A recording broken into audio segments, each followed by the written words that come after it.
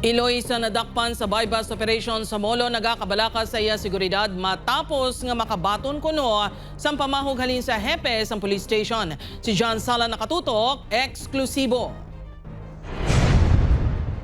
Nagahilibiyo ng Iloy nga si alias Elsa bangon sa kakulba sa iyang napayag pamahog sa iya kabuhi.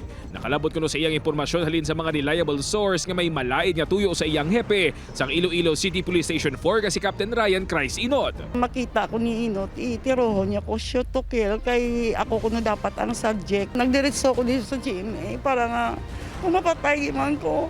Siya yung nagpatay sa ako nga wala ko yung sala. Si Elsa ang Iloy ni alias Lovey nga nadakpan sa drug bypass operation sa Barangay Salvacion, Habog-Habog Molo sang June 29 upod ang iya partner.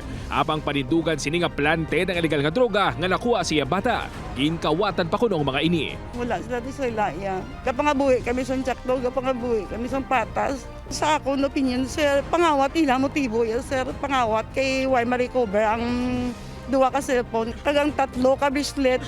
Kag isa ka kulintas. Magluwas sa reklamo ni Elsa, nakalabot naman sa PRO6 ang isa ka sulat halin sa nagpakilala Ilonggo kontra Iskalawags. Ginakusaran sa sulat ang ICPS-4 kag si Captain Inot nga nagapananom sang droga sa ilang mga operasyon.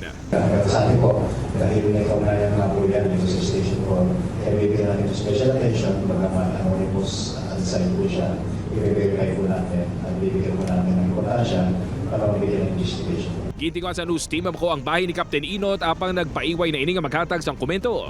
Sa ginpadala sini nga mensahe, wala kuno sa kamatuoran ang mga akusasyon batok sa iya kag pato-pato lang ang mga ini.